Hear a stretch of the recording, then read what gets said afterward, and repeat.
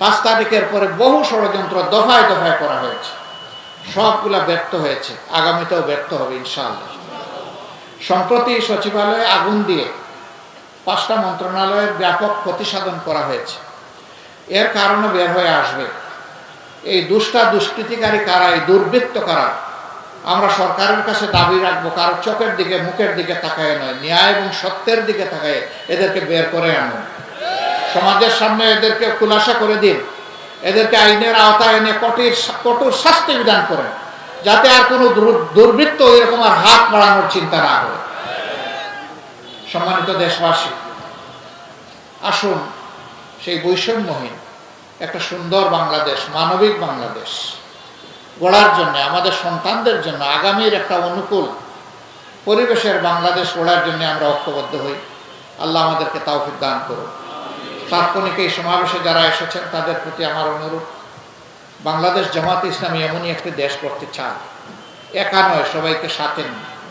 বিশেষভাবে যারা আল্লাহর কোরআনের ভিত্তিতে চান যে একটা সুন্দর দেশ এবং সমাজ গড়ে উঠুক, আমরা সবাই এক হয়ে ইনশাল্লাহ গড়ব এই দেশ। বেশি পাকা টমেটো আর সিক্রেট রেসিপির কম্বিনেশনে তৈরি প্রাণ সসের বস।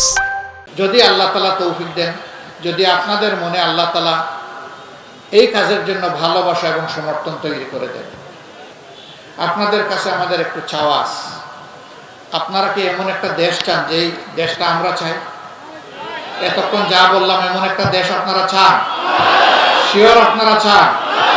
এই দেশের জন্য আরো যদি কুরবানি স্বীকার করতে হয়, ত্যাগ স্বীকার করতে হয়, আপনারা প্রস্তুত থাকুন, প্রস্তুত থাকতে হবে। এই জাতি আর ঘুমাবে না, এই জাতি জেগেছে, ইনশাল্লাহ এই জাতি জাগাই থাকবে ইনশাল্লাহ। আপনাদের কাছে যদি এটাই চান, তাহলে আমরা অনুরোধ করব, জামাতে ইসলামীর কর্মকাণ্ড আপনারা পর্যবেক্ষণ করুন।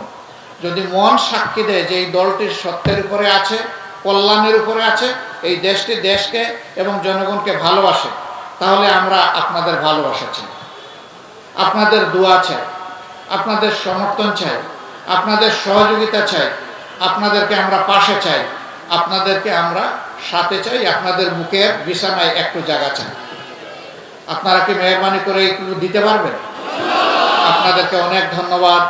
আমাদের সালাম আপনারা ঘরে ঘরে যেখান থেকে এসেছেন সবাইকে পৌঁছায় দিবেন এবং আগামী লড়াই সংগ্রামের জন্য প্রস্তুত থাকবেন। সংস্কারের পর একটা সুষ্ঠু নির্বাচনের জন্য এই জাতি চাতক পাখির মতো চেয়ে আছে। আমরা বলেছি এই সুষ্ঠু নির্বাচনের জন্য অবশ্যই সুষ্ঠু ভোটার তালিকা, নির্ভুল তালিকা তৈরি করতে হবে। ঘরে ঘরে গিয়ে একটা উপযুক্ত মানুষের যাতে বাদ না পড়ে এর ব্যবস্থা নিতে হবে। প্রবাসে যারা আমাদের দেশবাসী আছেন তাদের প্রত্যেককে এই তালিকার অন্তর্ভুক্ত করতে হবে। তাদেরকে রিমিটেন্স যোদ্ধা বলবো আর ভোটের অধিকার দিব না, এটা তাদের সাথে বেঈমানির সমান, এটা করা যাবে না। তাদেরকে অবশ্যই ভোটার তালিকায় অন্তর্ভুক্ত করতে হবে। এই কাজগুলো সম্পন্ন করে প্রয়োজনীয় সংস্কার সম্পন্ন করে যে নির্বাচন হবে, সেই নির্বাচনে আসল ন্যায়, সত্য এবং কল্যাণের পক্ষে দাঁড়াই, সত্যিকারের স্বাধীনতার পক্ষে দাঁড়াই। আল্লাহ আমাদেরকে তৌফিক দান করুন। আল্লাহ হাফেজ। বাংলাদেশ জিন্দাবাদ। বাংলাদেশ জামাতে ইসলামী জিন্দাবাদ।